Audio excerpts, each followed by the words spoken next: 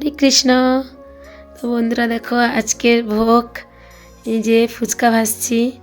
তো আজকে গোপীনাথের খুব ইচ্ছে হলো তো ফুচকা ভোগ নিতে। তো এটা হচ্ছে বাঙাল আমাদের সবারই প্রিয় খাবার ফুচকা। তো দেখো এই যে ফুচকা ভাজছি আমি।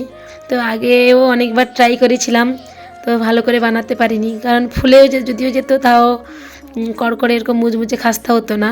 কিন্তু এবারেরটা খুবই খাস্তা, পুরো মুচমুচে ফুলেছিল, সব কিছু ঠিকঠাক হয়েছিল, পুরো দোকানের মতনই।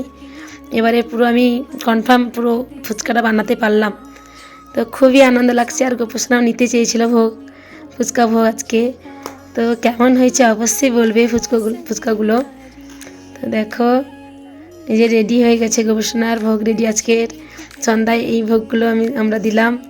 গোপোষণার খুবই ইচ্ছা ছিল, দেখো গোপোষণাও খুব হাসছে, আনন্দ পাচ্ছে ফুচকা ভোগ নিয়ে। তো ফুচকা এই যে দেখো এই যে গোপোষণারা বসছে, তার ভোগ রেডি হয়ে গেছে। দেখো গোপোষণা খুব হাসছে মনে মনে। এই যে রায় কিশোরীও খুব আনন্দ হচ্ছে। তো আমার মনের মধ্যে জাগালো যে ফুচকা নেবে বলে। তো না হলে কি আমি বানাতে পারতাম? তো আমাকে রাধারানী সাহায্য করেছে বলে আমি বানাতে পেরেছি, না হলে আমি কিছু করার ক্ষমতা নেই আমার। তো দেখো আমাদের গোপোষণাদের ভোগ রেডি। তো তোমরাও তাড়াতাড়ি প্রসাদ পেতে চলে আসো। এই যে আমাদের প্রসাদ রেডি, আমরা প্রসাদ পেতে বসে গেছি এবার। খুবই স্বাদ হয়েছিল, খুবই ভালো হয়েছিল। তো তোমরা তাড়াতাড়ি করে চলে এসো।